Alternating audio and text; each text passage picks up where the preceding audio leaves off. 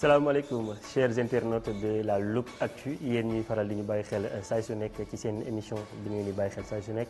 mu di sous la loupe tey nag daanaka ab kanam gu bees yi ngeen gis waaye rek lépp ci bégal leen rek indil leen li nga xam ne moom moo di xibaar gu leer nañ jaarale ko ci waxtaan yi nga xam ne moom la ñuy sekk ak suñuy invité ci plateau bi nga xam ne rek moom moo di bu sous la loupe ak ñi nga xam ne ñoom ñooy équipe technique bi yëpp.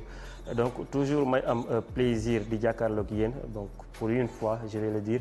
mais cette fois-ci nous allons entrer ci li nga xam ne rek moom moo di li xew ci dëkk bi gën fee fës jamono ji rawatina ci li nga xam ne moom moo di langue politique. Alors aujourd'hui maa ngi fi dalal ki nga xam ne mi ngi yëngu bu baax ci li nga xam ne moom moo di wàllu politique waaye tamit di yëngu ci li nga xam ni moom mooy mbir yi doxal réew mi nekk ci wàllu éducation bu baax a baax donc ñu koy muy wuyoo rek ci turu Mamadou Thiaw moom mi nga xam ne rek moom moo di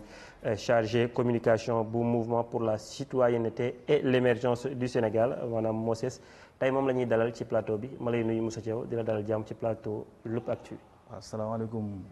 Isaac ñu ngi lay nuyu bu baax di la remercier ci invitation bi di jaar ci yow di nuyu képp nga xam te ni yéen a seq liggéey bi di nuyu techniciens yeeg ñëpp di profiter occasion bi aussi di nuyu ñi nga xam te ni ñoom laa àndal ci liggéey bi. muy waa mouvement pour la citoyenneté et l'émergence du Sénégal dont le président c'est Moustapha Fall ma koy nuyu bu baax a baax a baax di ko remercier aussi ci confiance bi donc di rafetlu ñëw bi ma ñëw tey fii ci seen plateau Loup Actu ci émission sous la loupe donc mu émission bu am solo ñuy ñaan yàlla yokk ko ba lépp lu ngeen ci xalaat rek yàlla def lu kawe seen jot di nekk à votre disposition pour les questions. Ami jërëjëf ñu am mbégte loolu tamit ci li nga honoré li nga xam ne moom moo di suñuy invitation fii ci Loup Actu alors dañuy wax ci li nga xam ne moom mooy xibaar yi gën a fës ci li nga xam ne moom moo di wàllu actualité ci langue politique gi sax laay wax daanaka am na loolu tudd léegi mu di MOSES loolu tamit yaakaar naa ne dinañ ci yaatal bu baax ndaxte ab mouvement la bu ngeen taxawal n'est-ce pas donc fas yéene indi li nga xam ne moom moo di coppite fii la ci Sénégal waaye li jiitu dañuy dugg ci li nga xam ne moom mooy wàllu politique donc ñu gis ni jamono ji ab régime bu bees la ñu am bokkul ak régime bi nga xam ne moom moo fi jóge daanaka sax am na doxalin yi nga xam ni nemmeekuñu ko woon ci régime yi fi jàll ñu daal koy nemmeeku ci yile en somme bu fekkoon am na loo ñuy wax wala benn jàngat booy def ci mode de gouvernance bi lan lay doon. waaw xam nga question bu am solo nga laaj. ndaxte le 24 mars bi passé Sénégalais yi ci ñi boo jëlee ci ñi voté dafa am 54% boo xam ne dañoo fal régime bu bees. régime boo xam te ni dañoo am ci moom yaakaar. wax dëgg yàlla. te boobu ak léegi bi ñu ñëwee ba léegi wax dëgg yàlla ñu tege ci yoon boo xamante ni. dal na xel parce que boo jëlee da nga naan est-ce que am nañu volonté la réponse c'est oui. nga jël cette volonté là nga ni est-ce que ça repose sur une vision. La réponse est oui parce que le référentiel est là. nga jël nga ni cette vision est-ce que ça repose sur une stratégie la stratégie c'est oui parce qu'il y a la SND stratégie nationale de développement du Sénégal 2027 2029 mu am ay déclinaison décennale ak quinquennale 2024 2029 2029 2034 ñu ni cette stratégie est-ce que repose sur une mise en œuvre oui parce que la loi de finances mi ngi fi donc bu ñu ci loolu yëpp question yëpp si la réponse est oui donc perspective wax dëgg yàlla xel dal na quoi parce que y a la volonté y a la vision y a la stratégie et y a la mise en œuvre mooy loi de finances boo xamante ni te li ci ëpp solo mooy boo demoon tey ci document yooyu ma leen limal noonu tey boo demee tey sur le référentiel boo demee da nga fay fekk les 4 axes mais axe bi nga xamante ni man moom a ci gën a amal solo mooy la bonne gouvernance muy 4e axe bi muy lu am solo tey boo demee ci par exemple tey ci la SND mooy stratégie nationale de développement tey boo fa demee am na ñaari points yoo xam ne yu am solo la benn bi mooy le développement du secteur primaire mooy agriculture élevage pêche te yooyu xam naa dinañ ci waat ci biir question pour xam que ba pare la transformation des produits matières premières donc loolu tamit dinañ ci ñëwaat xëy na ci biir boo demee tey ci la loi de finances boo fa demee tey ñu décliner ñu identifier les priorités du Sénégal parce que réew mënoo ko développer te xamoo les priorités tey boo demee dama leen limal les 3 priorités rek souveraineté énergétique souveraineté alimentaire et l'employabilité des jeunes te ñëpp xam ne ni ñett yooyu moo nekk base du développement parce que boo jëlee caractéristiques yi nga xam te ni tey jii moom la population Sénégal composé wu da ngay xam ne kon loolu noonu mooy surtout le 3e point mooy l'employabilité des jeunes donc bu ñu xoolee ci li nga xam te ni tey moom lañ jot a mettre en œuvre wax dëgg yàlla dañuy xam ne kon yoon bi fi ne nii leer na quoi. effectivement yàlla montali yaakaar. bu ñu la déggee bu baax a baax daanaka mën nañ jàpp ni satisfaction nga manifesté gum ci li nga xam moom moo di mode de gouvernance bi donc am na point yi nga xam ne laal nga ko te ni nga ko waxee dinañ ci ñëwaat lu ci mel ni wàllu employabilité des jeunes ak ci côté économique ak secteur yi nga lim noonu mais régime bi nga xam ne daf fi génn ñu doon jooy benn mbir ci moom mu nekkoon wàllu transparence surtout daanaka jamono ji su fekkee dégg nañ la loolu noonu yëpp c'est un problème résolu n'est-ce pas. xam nga sur le côté transparence xam nga régime bi li am solo li ëpp solo li ñu njëkk a def mooy première rupture mooy bi ñu ñëwee code de transparence dafa wax ni alternance bu bees bu amee li ñuy njëkk a def mooy dañuy def la situation financière du pays loolu loi boobu dañ ko war a depuis 2012 malheureusement en 2019 Macky Sall bi ñu ko falaatee normalement da ko waroon def mooy audit des finances publiques mooy bi nga xam moom la régime bi def malheureusement defu ko ñi biñ ñëwee li ñu njëkk a def mooy ñu def ko loolu rek rupture la alors donc muy benn point bu am solo ki ci des ñu ñëw ñu lancer les assises de la justice assises yooyu li ci am solo mooy ñu toog ñu xam ne que justice bii kat wax dëgg yàlla Sénégalais yu bëri li ñu jàppoon mooy justice bi sooxe na ñoom ñëw ni nañ ko xool nuñ ko càmbare ba nga xam te ni li nga xam te ni tey jii moo ci sooxe ñu xool nuñ ko dindee ba nga xam te ni justice bi day répondre aux aspirations du peuple parce que la justice est rendue au nom du peuple donc bu ñu nee ba population bi ñoom sentir ni justice bi wax dëgg yàlla d'accorduñ ci donc y a problème. d'accord ci côté justice laataa ñu ciy gën a xuus laataa ñuy ñëwaat parce que certainement bu ñu duggaatee ci côté justice dinañ la waxaale ci assises yi nga xam ni amoon na fi mais ba ñu tàmbalee ci wàllu transparence bi toujours audit yi nga xam ne def nañ ko redressement fiscal yi nga xam ne ñu ngi koy wax gis nañ ay entreprises yu bëri jug nañ di manifester ñenn ñi sax am na ñi nga xam ne fa lañ jaar daanu parce que li nga xam ne moom lañ leen laaj ñu waroon ko joxe dafa mujjee diis ci seen loxo est-ce que tey jii nii gisoon ni waroon na am beneen doxalin bi nga xam bu ñu ko doxalee woon ñoom dina tax ñu continuer fonctionner normal sans pour autant que seen employés yi souffrir parce que on parle aussi de l'employabilité et entreprise yooyu noonu ñoo fi nekk créer emploi redressement fiscal yi posé na leen problème yu bëri je critique pas loolu noonu mais juste dama lay laaj ndax gisoo ni amoon na beneen méthode bi nga xam ne waroon nañ ko mën a adopter. waaw xam nga redressement moom fiscal lu ñu war a rafetlu la d'abord parce que impôt moom ñëpp a war a fay maintenant nag bu ñu ñëwee ba nga xam te ni tey kat rëq-rëq am na ba peut-être am na gab boo xam te ni war nga ko fay teg yow li gënoon moo ñu defal la moratoire boo xam te ni yow di nga continuer di fonctionner tout en payant waaw parce que plus ngay conserver say emploi plus état di gagner en terme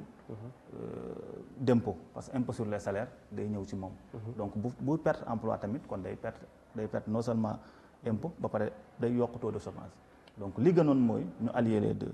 fexe ba ISAC di fay mais aussi tamit di fexe ba muy fonctionner te defe naa su ma juumul defe naa ci lañ mujj mooy ministère des finances defe naa daje na ak gars yi ñu toog xool ba nga xam te ni tey jii mën nañoo xool ba entreprise yi ñu defal donc sous forme de moratoire ñuy fay ba pare di fonctionner donc loolu mooy la meilleure méthode pour man d'abord actuellement donc on peut dire que jusqu'à présent sénégalais yi amul li nga xam ne mën nañ ko ŋàññ littéralement li nga xam ne moom moo di régime bi fi nekk par comparaison bien sûr ak régime bi nga xam ne moom moo fi jóge bi nga xam ni sax d'ailleurs am na benn classement bi nga xam ne ñu ngi ko doon def bay wax sax ci wàllum justice ñu jox leen benn note bi nga xam ni note bu médiocre la noonu laa ko mën a waxee donc je pense moom mooy tax ma dugg ci côté justice parce que ci côté justice sax lañ leen tegee li ni mel alors sànq yaa ngi doon wax ci côté assises yi est-ce que tey jii nii gis nga ni justice su Sénégal am na fu mu jógee am fu mu egg tey jii wala bu fekkoon tey jii am na benn barème bi nga xam ne da nga koy teg wala benn note bi nga xam ne da nga koy joxe par rapport ak li fi jógee ak li fi nekk lan lay doon analyse. gis nga Isaac. régime bii ñoo gën a jàmbaare foofu ñu leen di comparer xam nga lu tax. Macky Sall bi ñu ko falee en 2012. il nous a fallu 2 ans. pour ñu indi un programme de développement le PSE en 2014. il est resté 2 ans dans le tâtonnement moo tax ñoom bu ma leen déggee ñu naan. ñii xamuñu fu ñu jëm man dama naan ñoom xamuñu fu ñu jugee 2012 ba 2014 mu soog a ñoo génneel le PSE ñii biñ ñëwee en moins d'une année génne nañ le référentiel donc en termes d'efficacité ñii ñoo gën a efficace parce que avant 2024 bi jeex génne nañ le référentiel génne nañ la stratégie de développement identifier les priorités war di ko doxal donc en termes d'efficacité bokkul beneen bi ci wàllu justice xam nga fan lañ jugee en 2013 su ma juumul Ousmane Ngom justice da koo defar interdiction de territoire sortie du territoire président de la République jël ko ànd ak moom avion génn ko dëkk bi comprendre nga les élèves maîtres yi fi ministre de l'éducation sëñ Mbaye Thiam dàqoon ñu porté plainte dem cour suprême jox élèves maîtres bi dëgg ministre bi du ko appliqué xam nga loolu lu muy looy lan ñi yoroon le pouvoir exécutif ñoo doon salfaane les décisions de justice foofu lañ jógee. d'accord donc heureusement il y avait une dépendance. non dafa garaaw. dépendance judiciaire ci exécutif. xam nga ñaari bokkul kii dañ ko war a toppuñu ko bokkul ak justice décidé ba pare. nga ne defuma ko mooy élève maître dem cour suprême jox leen dëgg. ministre bi du ma leen jëlaat.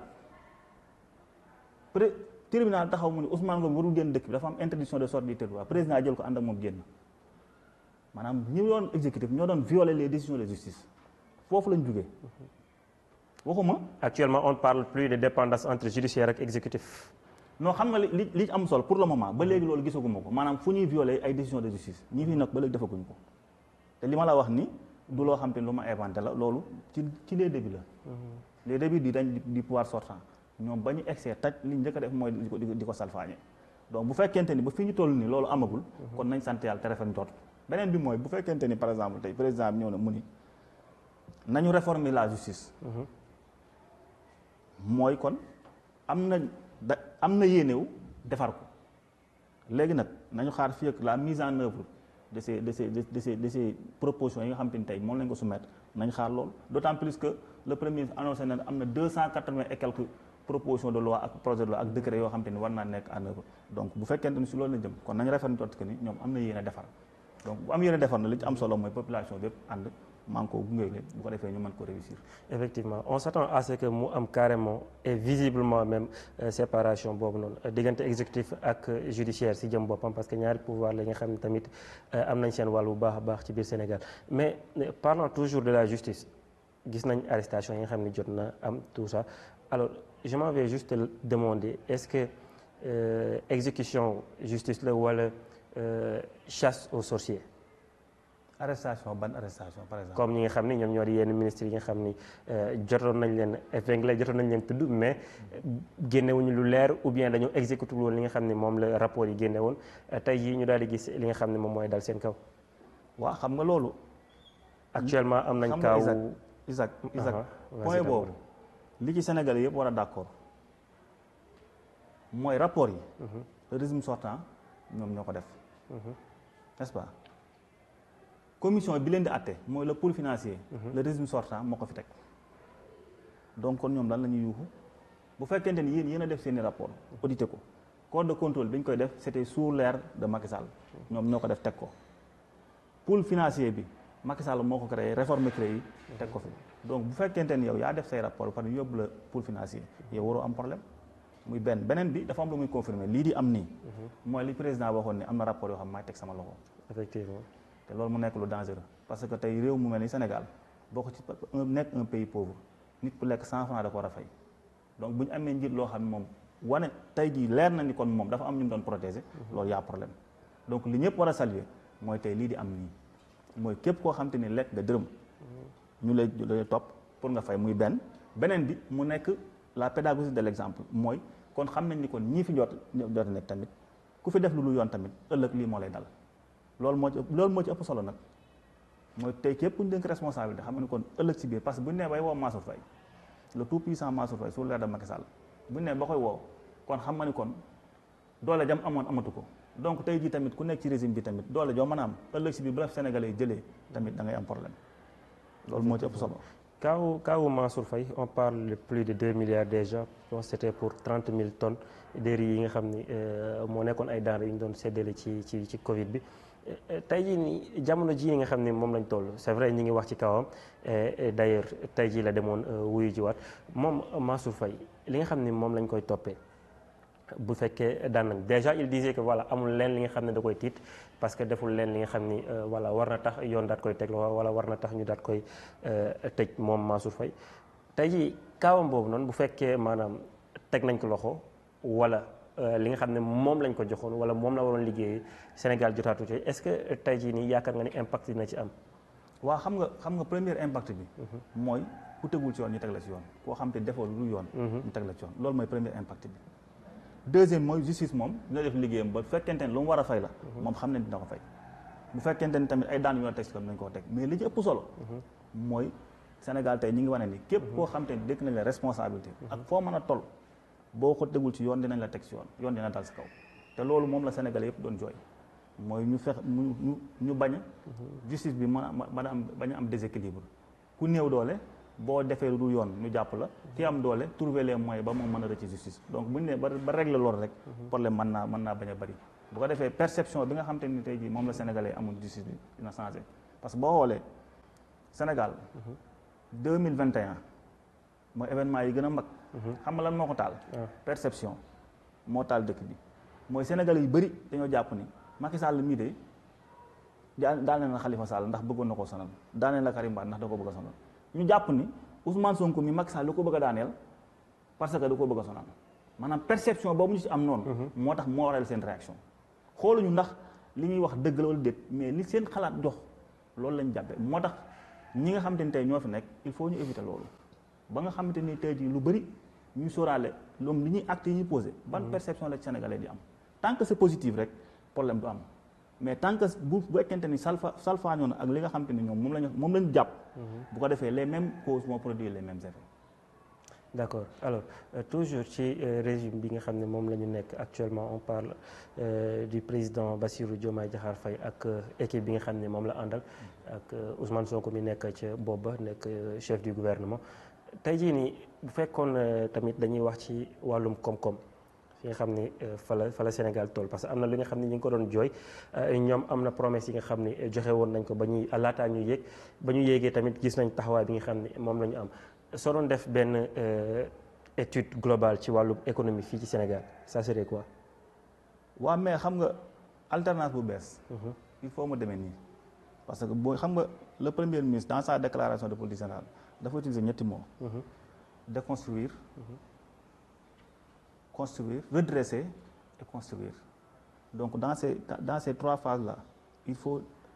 ralentissement de l'économie, il faut parce qu'il faut limite li tegul ci yoon ñu teg ko ci yoon d'abord li fi baaxul ñu dindi ko li ñu war a teg ñu teg ko ci yoon mooy redresser bi ba pare teg lu bees donc dans ces phases-là il faut tamit dëkk bi demee nii. mais redressement boobu en fait ralentissement boobu est-ce que c'est pas en train même d'empirer le mal des Sénégalais. Comment? Sur le plan économique tey jii nii maanaam néew di doole bi nga xam ne wala góorgóorlu bi nga xam ne tey jii nii xëy na problème la ci moom wala jafe-jafe la ci moom tey jii nii mu dundal njabootam wala doomam daal di jug am fi nga xam ne fa lay yëngu jamono jii nii xëy na am na li nga xam ne ñu ngi ko doon jooy ci Macky Sall mais ba ñuy ñëwee fajoogul te yaa ngi may wax ci wàllu ralentissement bi nga xam ne ci la ñuy mooy tax loolu noonu faju ralentissement boobu noonu est-ce que du fekk gars yi gën a dee. mais est-ce que réew mën nañ koo développer ci 10 mois.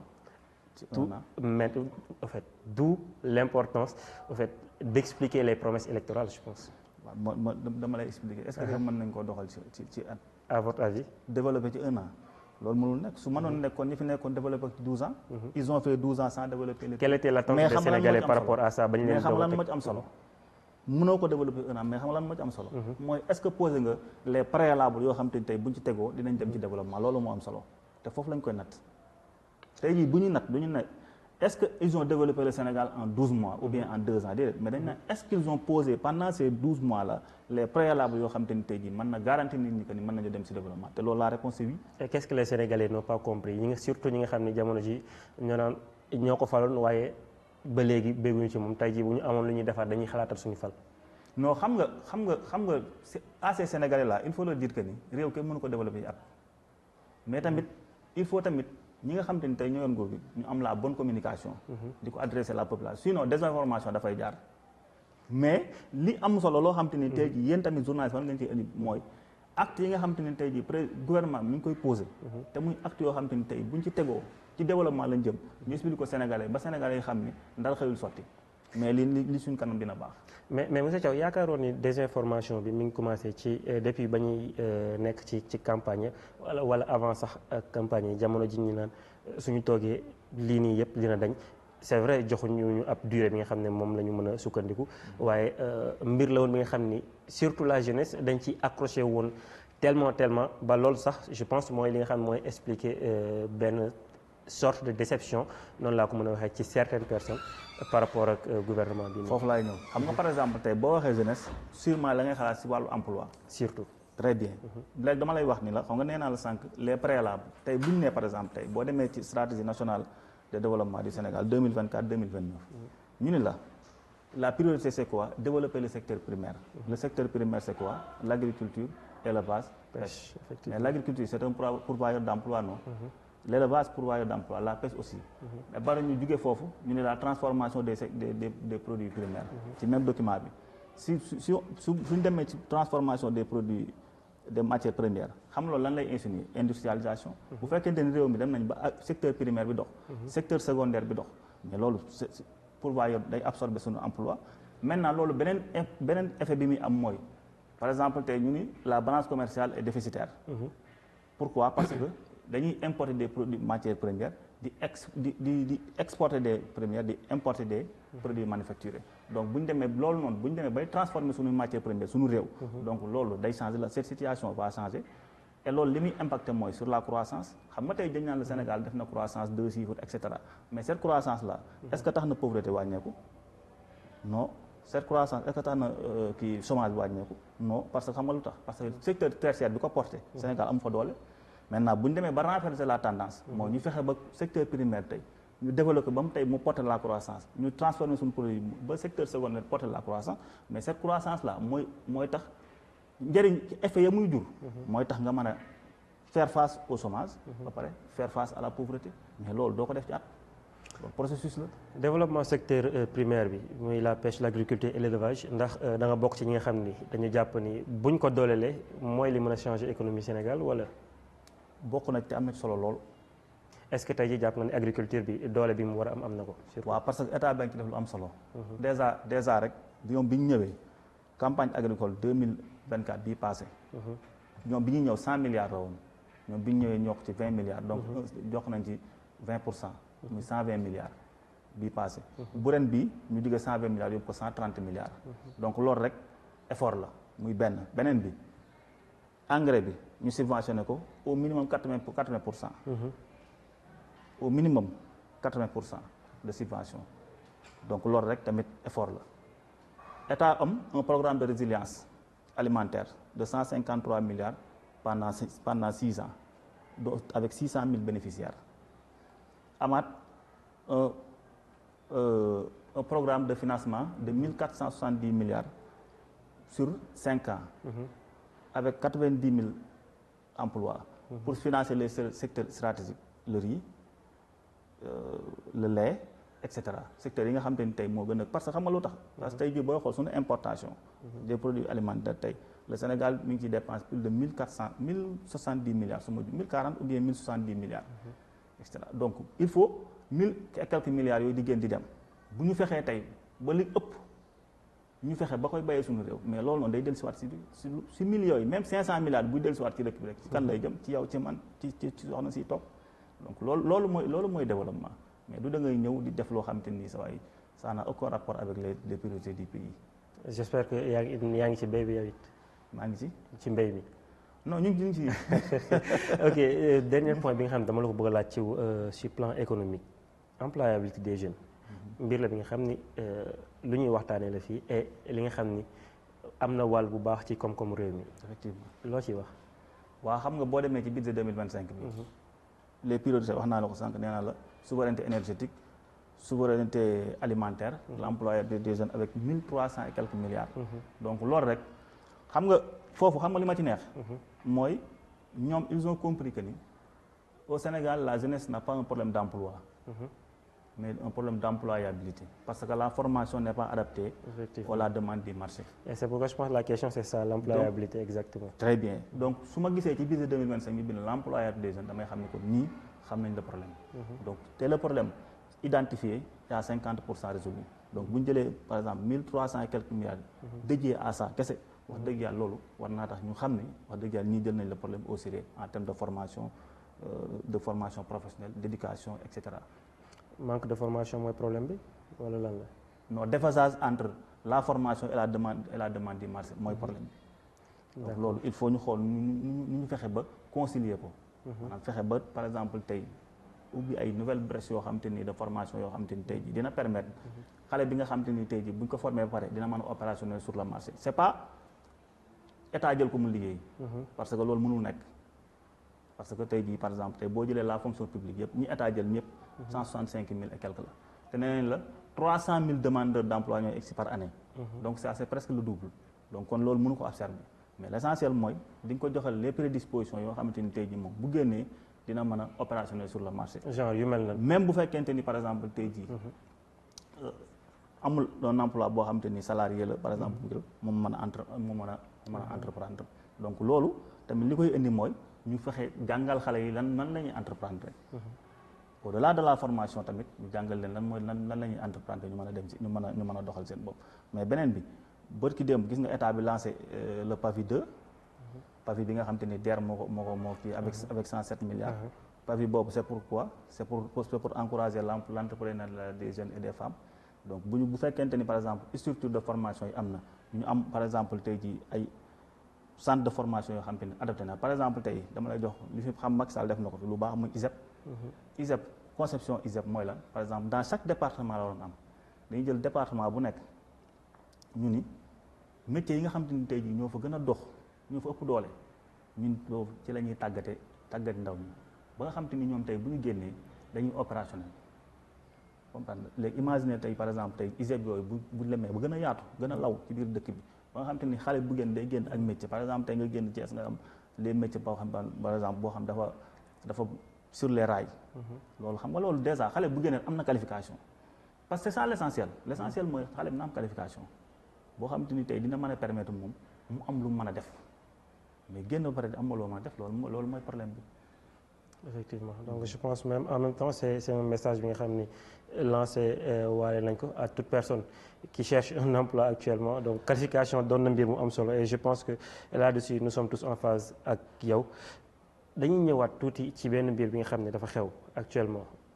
gars yi ci wax bu baax a baax et ci lañ jëm mu di lii di dialogue national bi tey jii gis nañ taxawaay bi nga xam ne yenn kilifa politique yi moom lañ ci am gis nañ ñenn ñi di poser ay conditions les conditions yi la ñuy laaj mu bokk ci terme de référence yi ñeneen ñi am benn taxawaay bi nga xam ne moom lañ ci am quelle est votre perception par rapport ak dialogue national bi. waaw xam nga dialogue d'abord dafa am solo te dañ ko rafetlu xam nga lu tax bu ñu nekkee ci dëkk boo xamante ni acteurs politiques yi trouvé nañ benn cadre boo xamante ni mën nañ caa mën a waxtaan même bu fekkente ni bokkuñ ci xalaat wala bokkuñ ci intérêt mais mën nañoo mën a waxtaan ba trouver ay solutions face à des problèmes loolu am solo la loolu képp kuy Sénégal da ko war a rafetlu man position boobu laa ci am ci contexte bi ñu nekk nii dialogue bi fii la baaxee baaxul woon ci yeneen contexte yi ñu jigéen non waxuma la loolu de waxuma baaxul woon de maanaam dama ni dialogue bi fi ñu ko woote nii fii la baaxee xam nga lu tax Sénégal fii ak 2 ans day dem élection locale fii ak 2 ans au maximum dañuy dem élection locale ñu dem suñu capitale bële le maire Barthélémy Diaz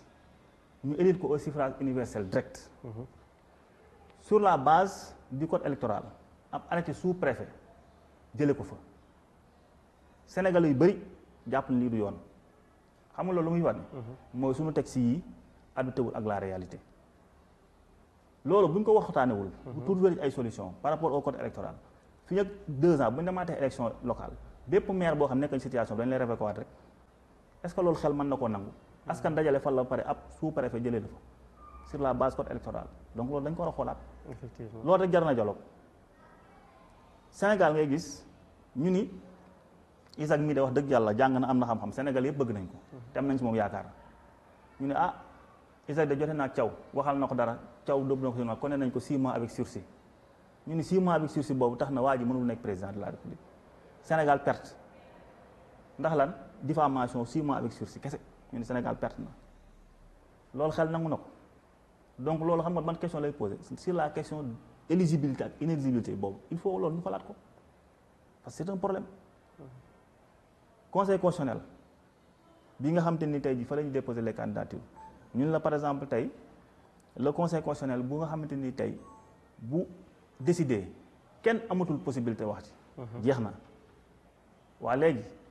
ñu ni suñuy déposer candidature présidentielle ci moom la ñuy njëkkee. te moom bu décidé jeex na c'est un problème. est-ce qu'il n'est pas plus intelligent ñu wut benn juridiction intermédiaire boo xam te ni tey jii fa la ñuy déposer les candidatures bu kooku validé ba pare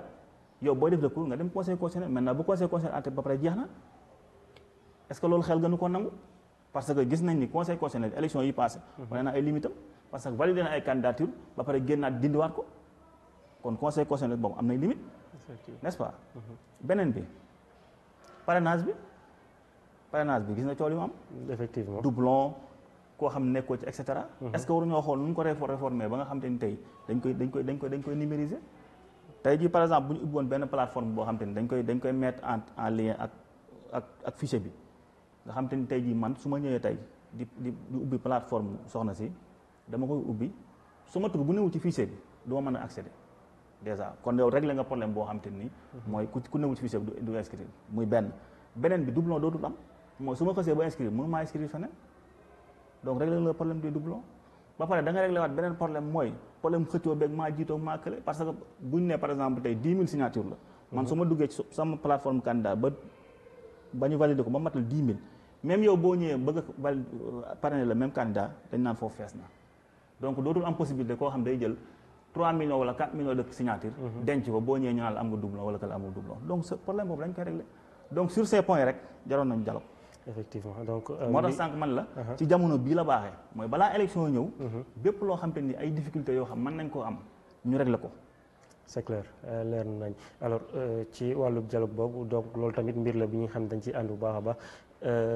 mu doon point bu am solo jamono ji ci biir Sénégal ci am solo googu noonu ñuy wax sax ñu daal di gis kenn ki nga xam ni dafa nekk ci kilifa politique yi fii li biir Sénégal ñu ràññee ko bu baax mu di Idriss Seck di njiital réew mi donc je me permets de vous parler de lui tey ji on a vu je pense hier ñu génne li nga xam ne moom moo di seen lettre ñoom waa réew mi doon rafetlu bu baax a baax li nga xam ne moom moo di dialogue national bi mais Idriss Seck ci jëm boppam donc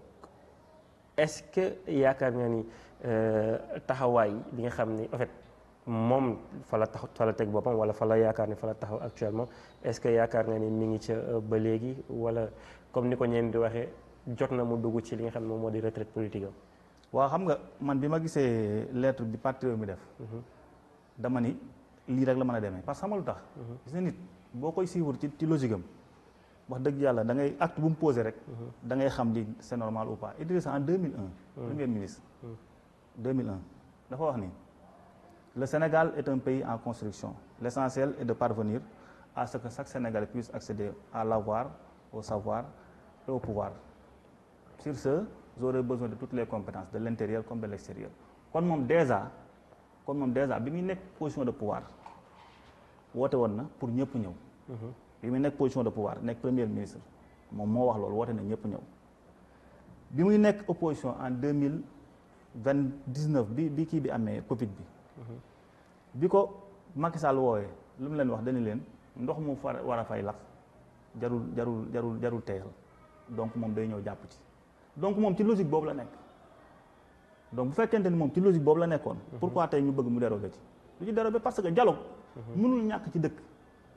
bu ñu dialogul ci salle bi waxtaan dem ci mbedd mi tojante ko te jaru ko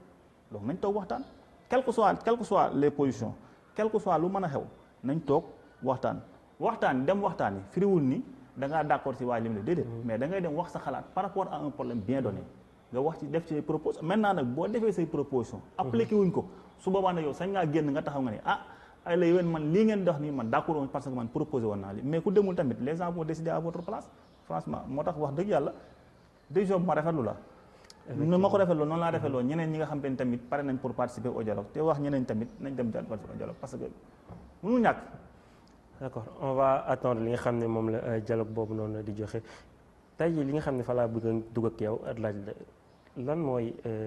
mouvement MOSES bi nga xam ne jamono ji yow ci nga nekk yow yaa yor li nga xam ne moom moo di communication bi tey jii boo ñu ko doon présenté lan nga ñu ciy wax exactement. xam nga le MOSES benn mouvement la boo xam mi ngi juddu au mois d'avril 2024. boo xamante ni bi nga xamante ni pare nañ ci élection yi ay jeunes ñoo ko porté.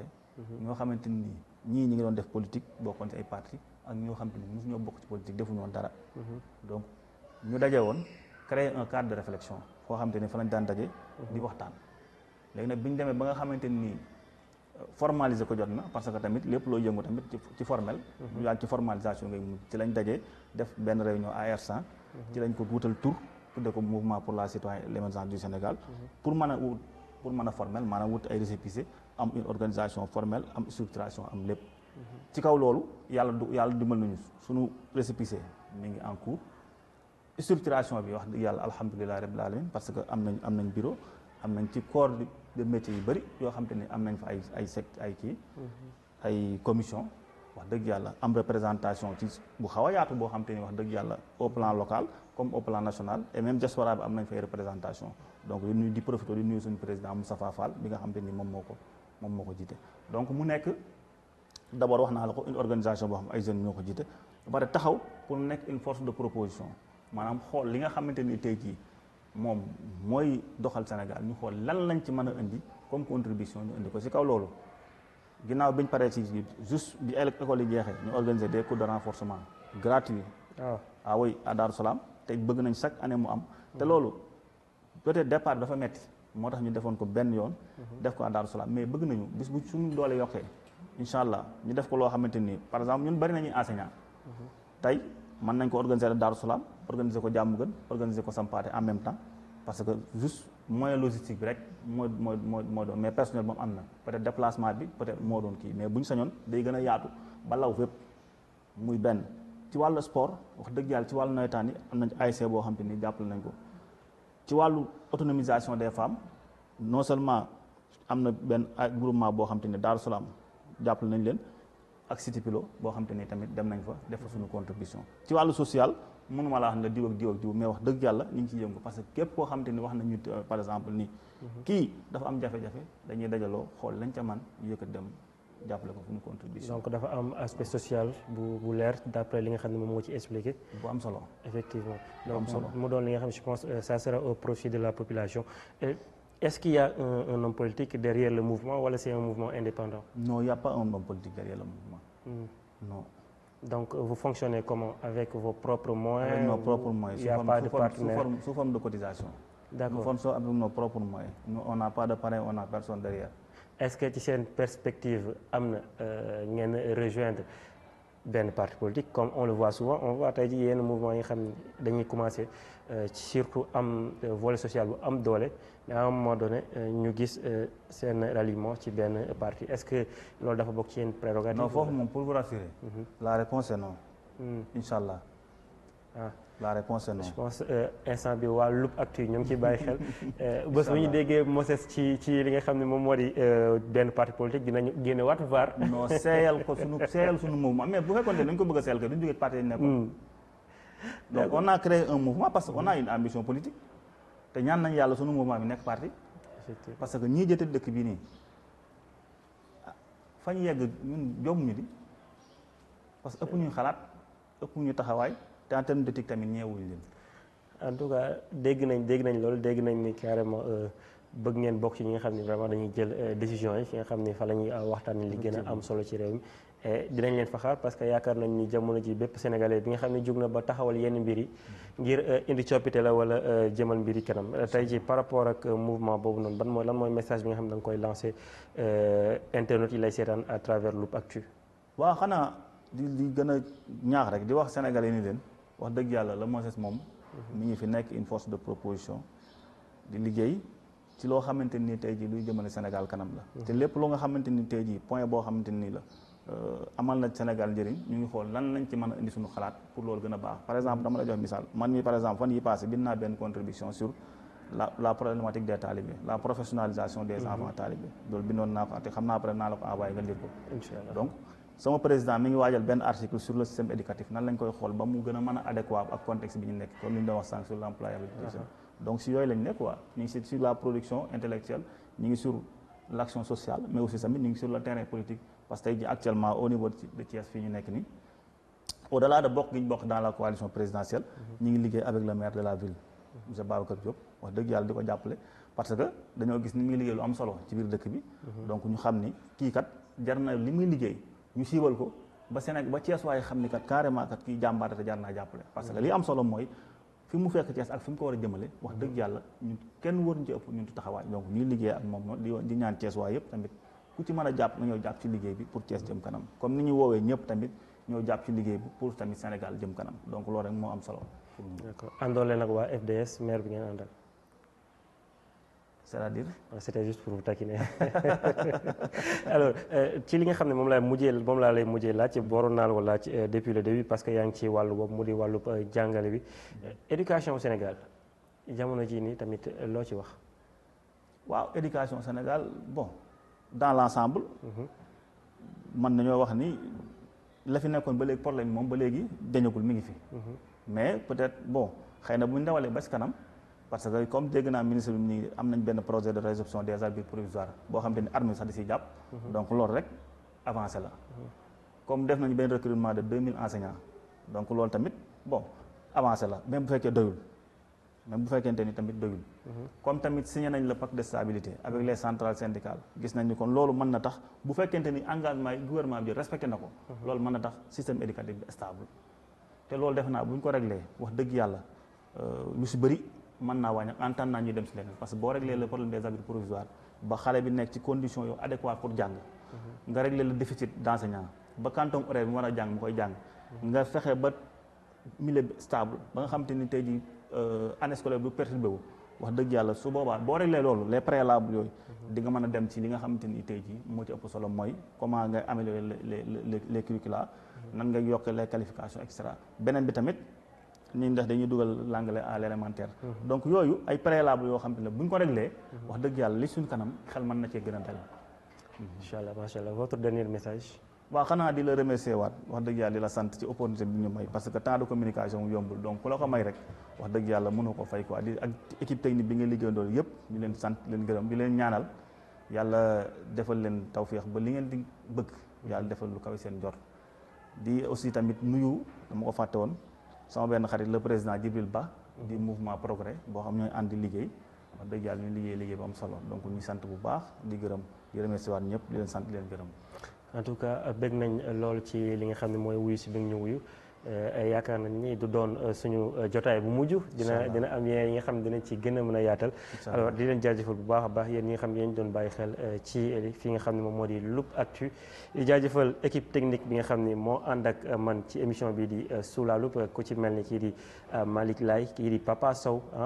madame Djité waaye tamit ak kii di Cécile Sène bu baax a baax ñu doon am mbégte gu rëy rëy bokk ak yéen waxtu bi waaye tamit équipe élargie bi ñoom Moussa ak ñi nga xam ne ñoom ñoo di suñu bàjjen donc bàjjen Rahma ñu leen nuyu bu baax a baax yéen ñëpp ñu leen jox dig daje ci beneen numéro bu Sous la Loupe d'ici là portez-vous bien.